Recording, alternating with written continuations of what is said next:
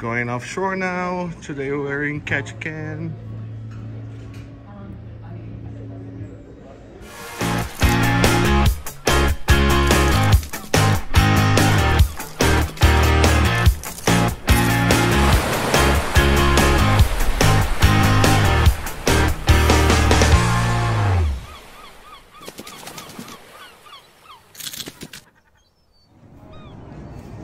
And we're in Ketchikan. Now let's go explore. Oh, good. Well, then you can.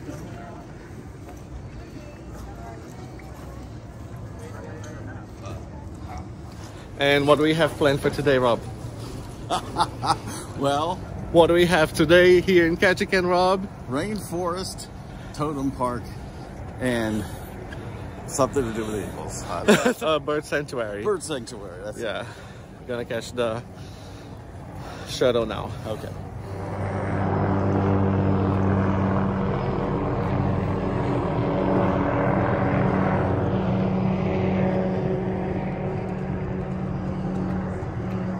And Rob is the brightest man in Ketchikan.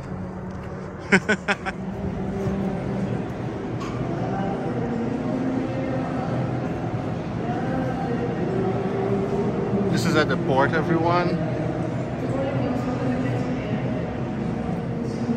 And we have to cross this to get out.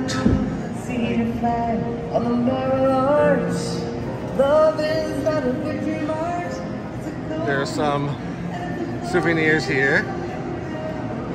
Big store. This bus will first take us to downtown Ketchikan.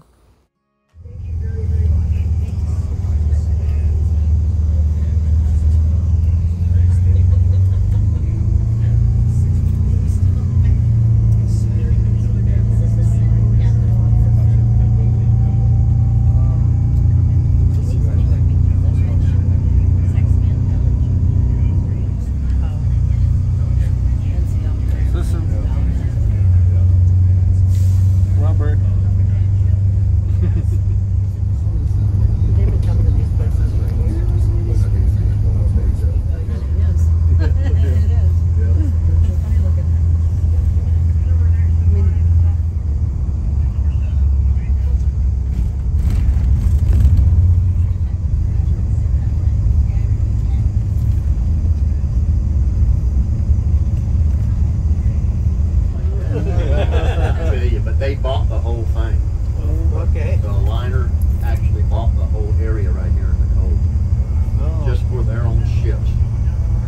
All the other ships are up there on dock number 1, dock number 2, dock number 3, and dock number 4. I think we got 4 ships coming in today and 5 ships coming in tomorrow. Oh, wow. But the only ones can park right here on the right-hand side is your ships.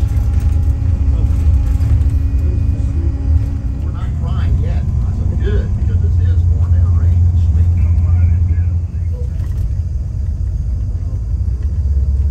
All right, we're almost here at the destination. Remember, straight ahead that way is the town. Just don't come this way, please. We've already seen this. And there she is. That's where we're going to let you off.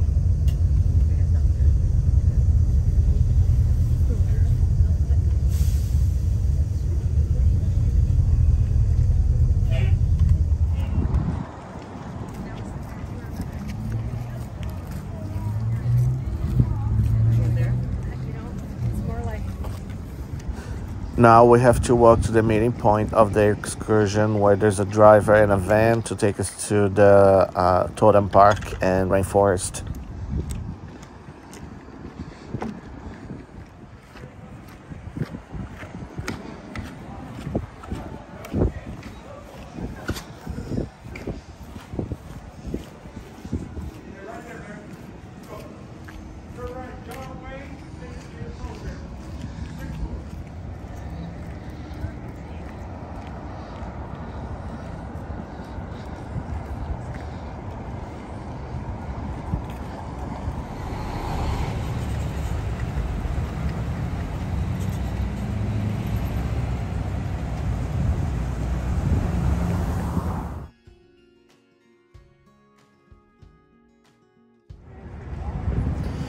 Just here waiting for our driver and the van to take us to the first part of our excursion.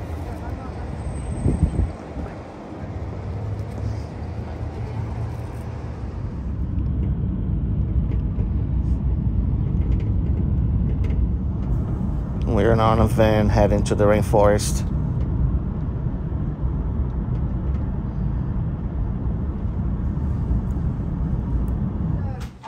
Benches on the front porch. Can I sit down? Totems. Magnus, yes. I don't think so quite yet. Thank you. Do you want a bag of chips? No, thank you. Lots of ornaments.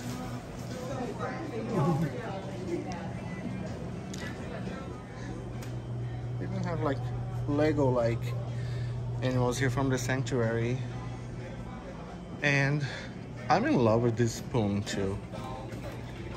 Collectible spoon, let me show you. Love it. Look.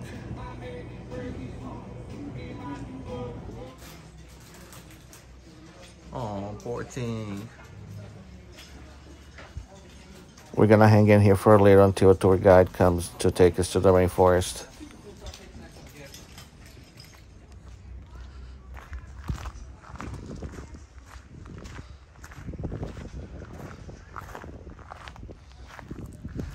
Oh, cool.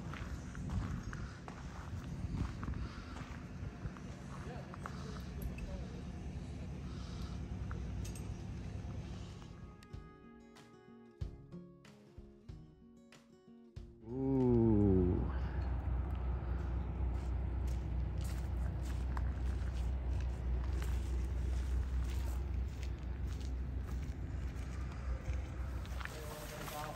Welcome to Rainforest Sanctuary.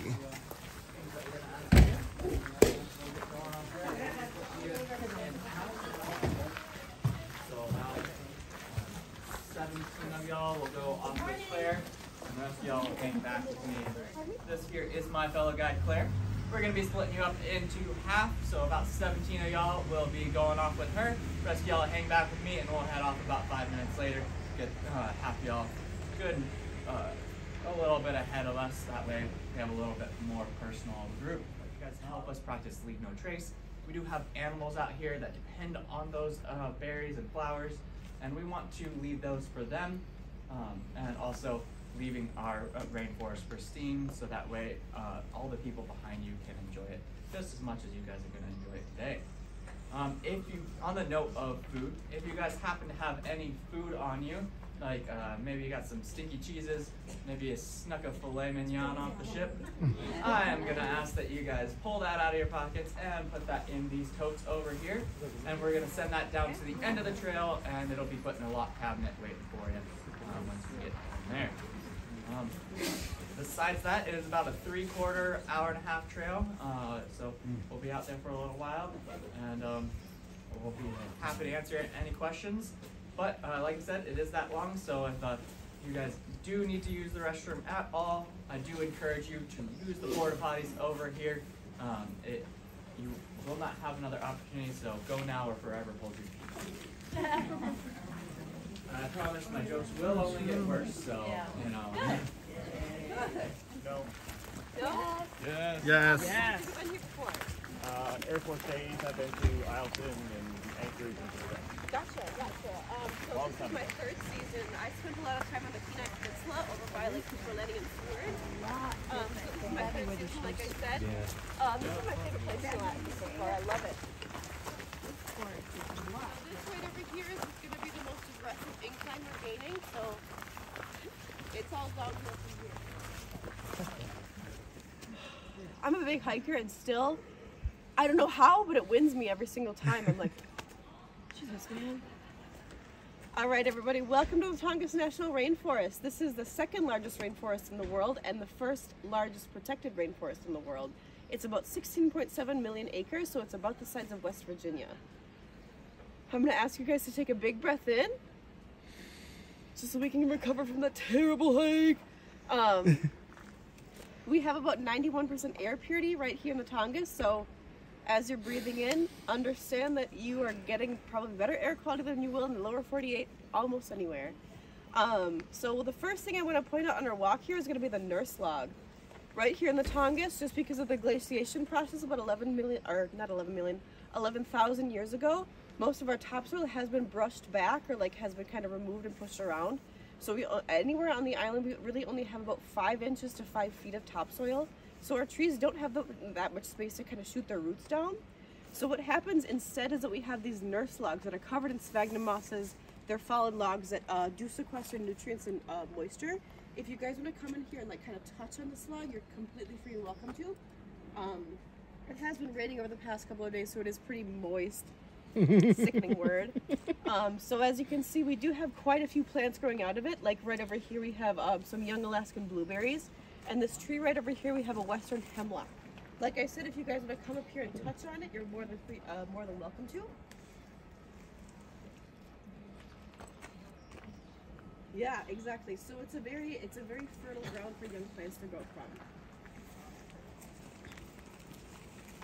We're gonna keep it moving, everybody. Oh, it's nice.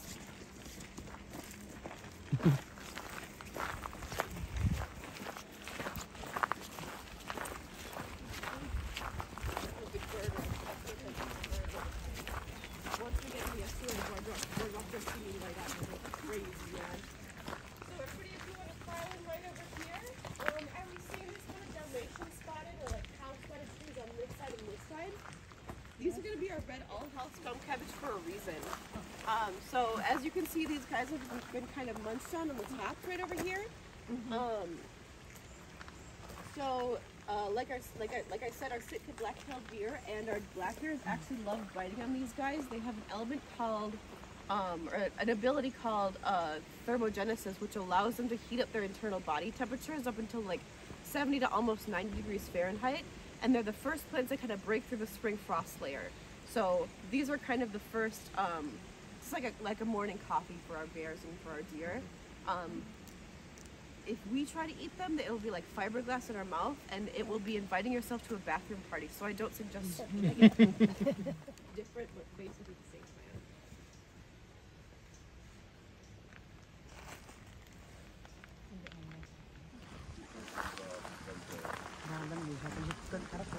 So actually this is one of the other trees that we have in the forest area. This is probably mostly what they were looking for. Does everybody see that kind of big growth in the side of the tree? Does anybody have an idea as to what that is or could be called?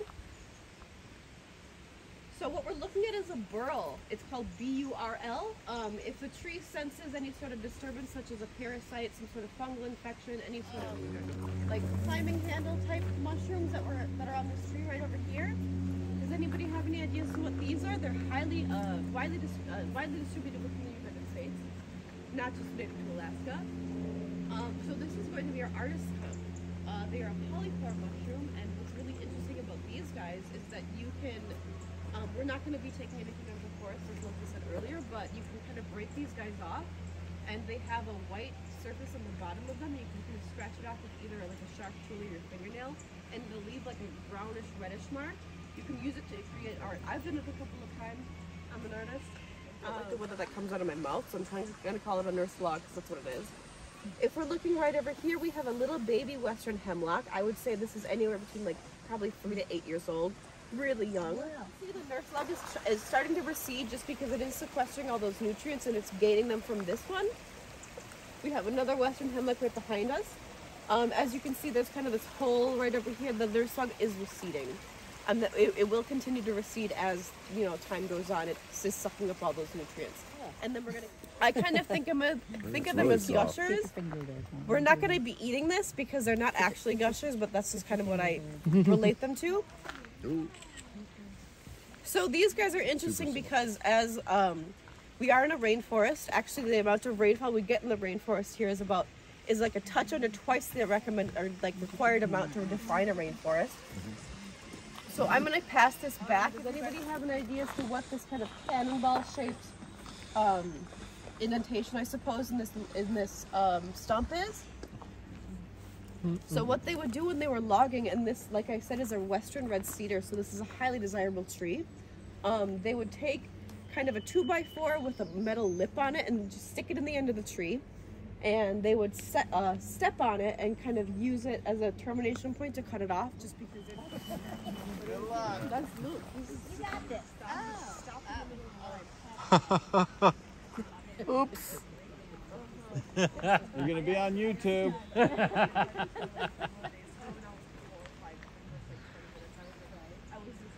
Not zipping that much. Someone's going to get her now. In the opposite direction right there.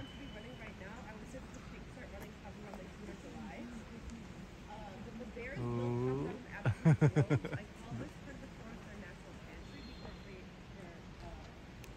Hi, where did she go? Oh, right there. Got it.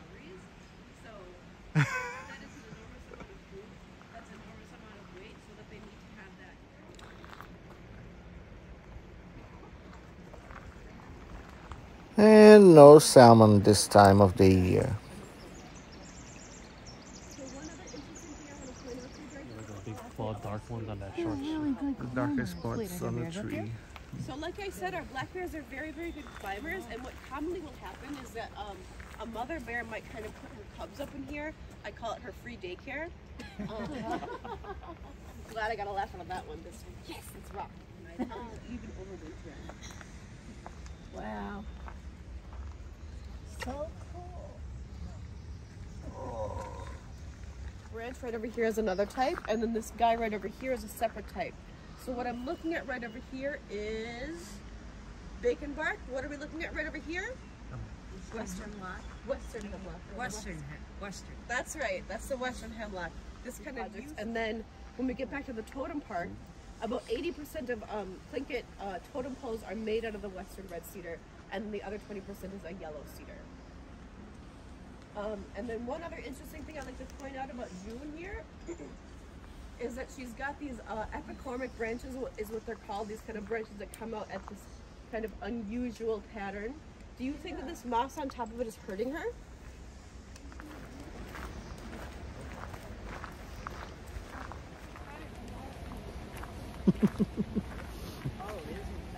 Enjoying the hiking. I mean, I made some. Yeah, Alaska. I would Alaska. I would say Mais so, ou menos, as far as their native, as far as the application goes, as far as native goes, I know they've been using it in the dressing. Get it, bud. Generally, I try to take that one, but I walked a little too far. That's a nice little That's actually very much anti-lizard face, but it is what it is. Is this the place where we started? So every festival, after that, started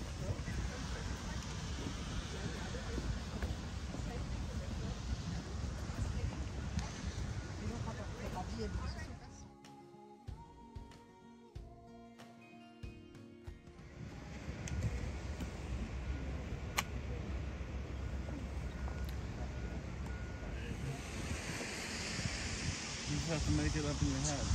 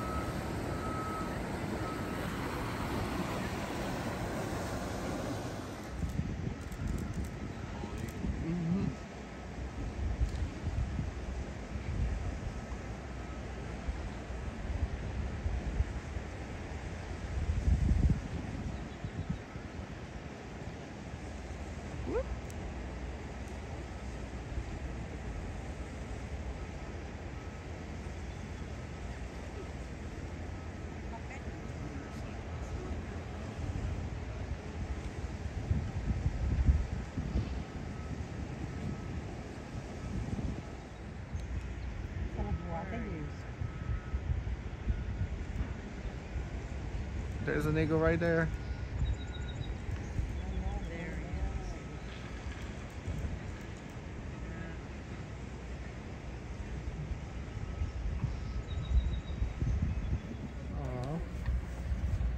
should see one.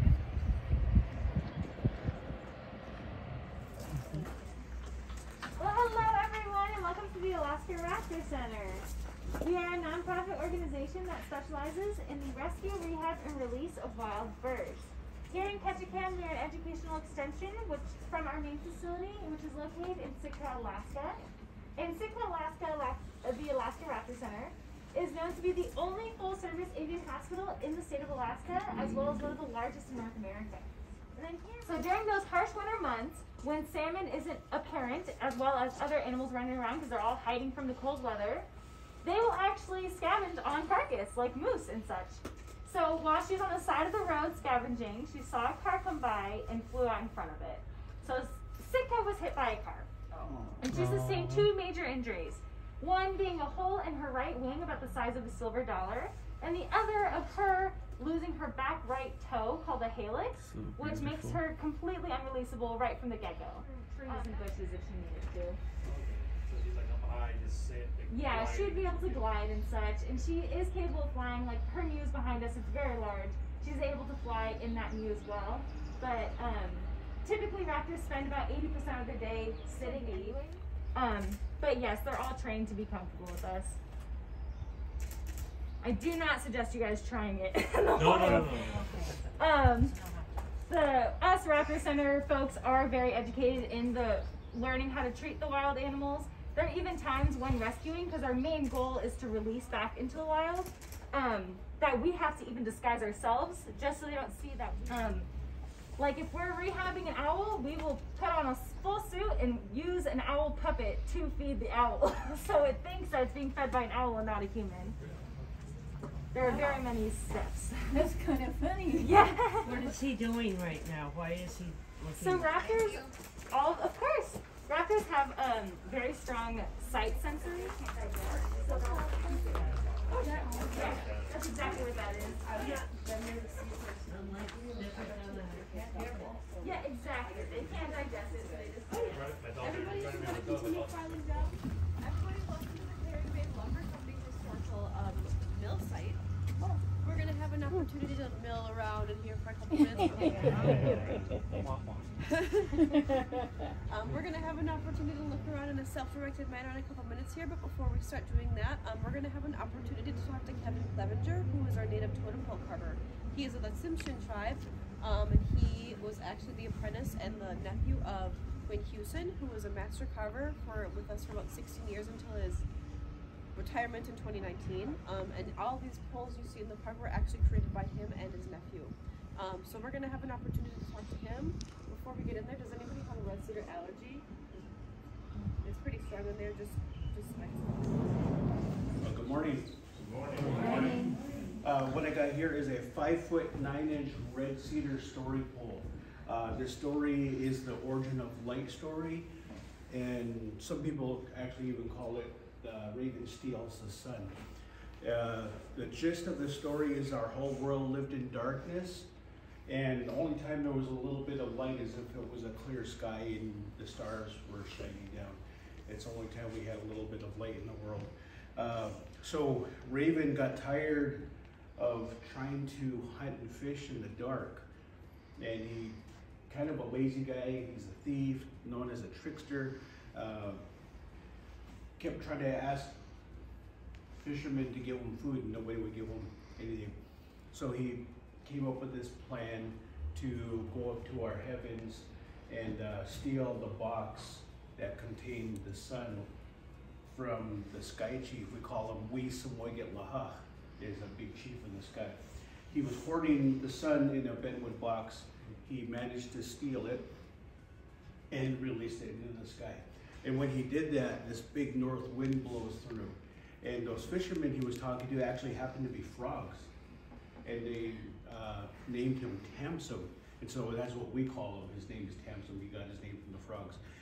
They end up blowing away. They try to climb up a mountain. They try to hold on to some rocks, and the north wind was so cold it actually froze them to these rocks. And after that, we had our daylight. We have the sun in the sky, and it's all because of Raven, or Tamsum in our language. So this took me about 3 months, roughly, from start to finish. And hopefully within the next week or 2 weeks, we'll have a pole raising for this, and it'll be all complete. Wow. You guys have any questions at all? Do you have a ceremony for the pole raising? Yes, we do. Yep. The traditional ones were always, even our ones for here are a lot of fun. But our traditional ones, we long time ago, you would send out everybody in canoes to go out to different communities, invite people, and when they show up, it was just a really big feast. We call them, they're down south they call them powwows. Up here we call them potlatches. And so it would be a big potlatch. Everybody would help raise a pole. The chief of the village would show his wealth by distributing everything that he owned. He would feed everybody, give everybody gifts. And it wasn't even really a gift given, it was more like a payment. Like if you guys showed up, I'd give you guys gifts, more like a payment saying thank you for witnessing what we just did here. And it's a lot of fun. The carver will do a carver's dance. Somebody would tell the story for the carver, followed by dancing, singing, food, gift giving. It's always a lot of fun. So our people love to party. You can tell how many parties there were by how many poles there are.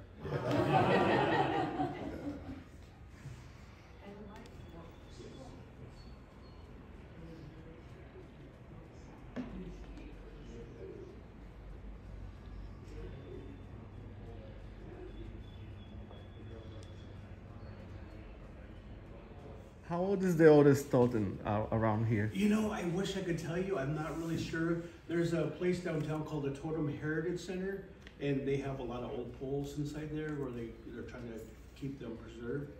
Other than that, they'd be the ones that answer that question better than I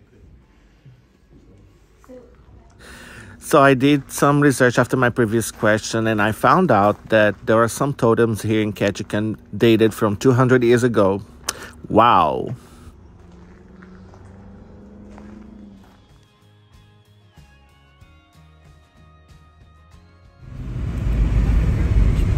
Now it's time to head back to the ship.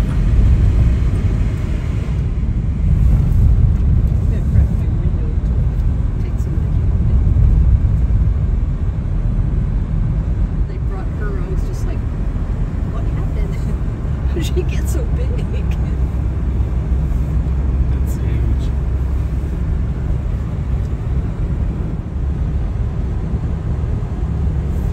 That stuff is.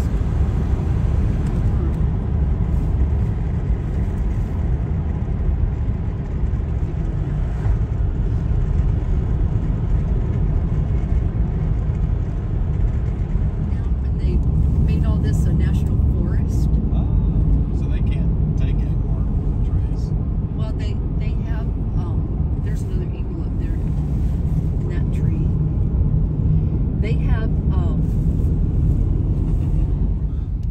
and you see all the totem poles. Now this totem pole in this, that's to our left with the turquoise eyes. Yes. That was an anniversary gift to a wife. That's their tribe, that's Tlingit.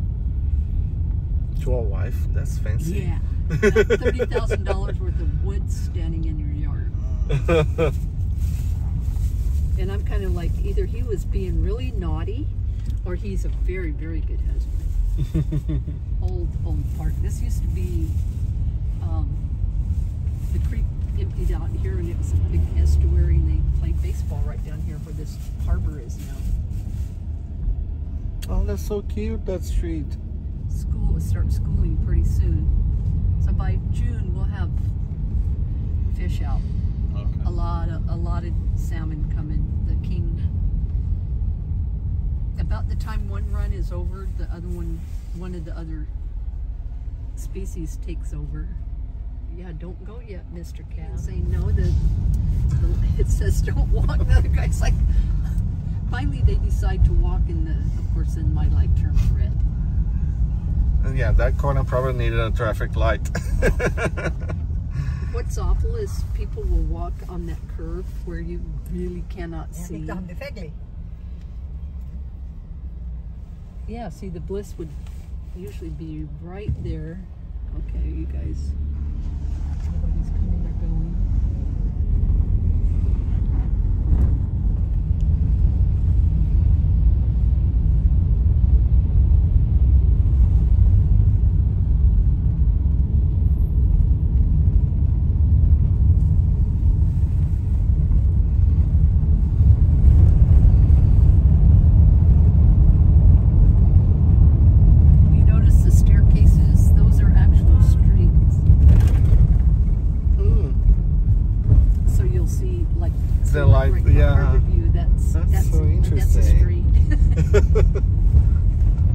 Another one here.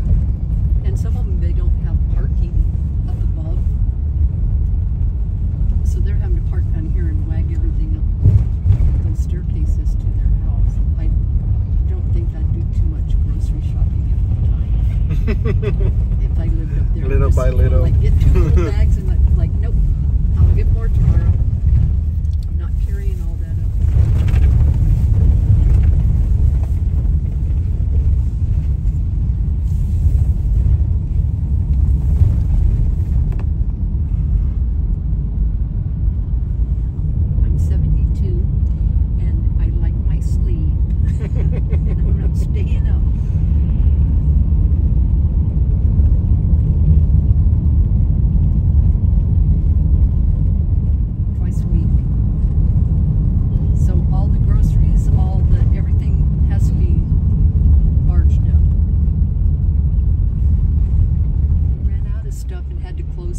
One day they sold out of almost everything in the store in one day.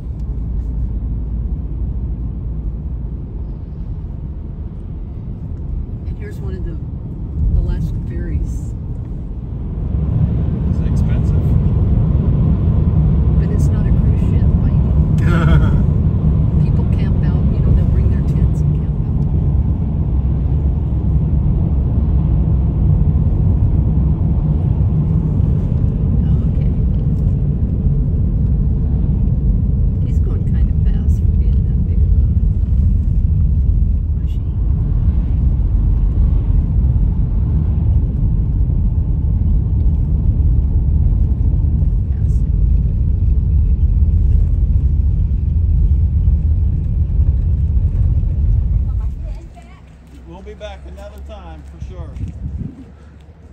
This year. Back to the Bliss after exploring here Ketchikan.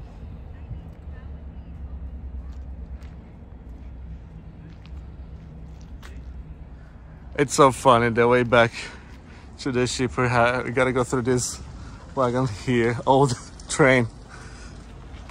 That's so funny. The ship is right there. I'm gonna trust this right now.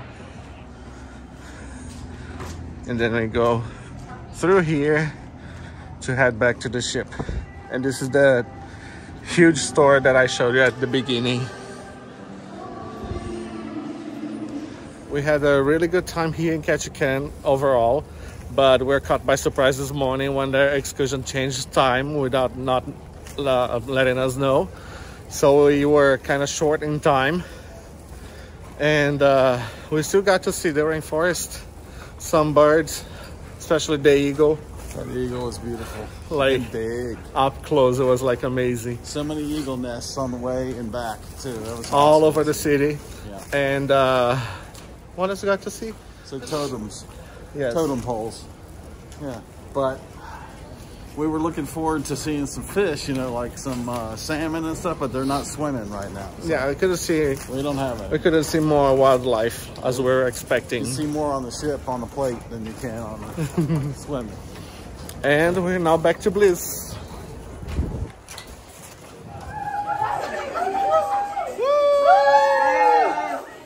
Back on the Bliss from Ketchikan. Hoping we can I say it now? We hope you enjoyed this tour around Ketchikan with us, and don't forget to leave us a like, leave a comment, subscribe if you haven't, and oh, make sure you like, share, and subscribe. Again, Did you say that already? I did. Okay, then what I want them to do Yes. is make sure you turn your notification bell to all, and you do that from your computer or your cell phone. Yes. And we also have the membership on YouTube and the Patreon if you want extra support. Just $5 a month. Thank you guys. Thank you. Till next time. See ya.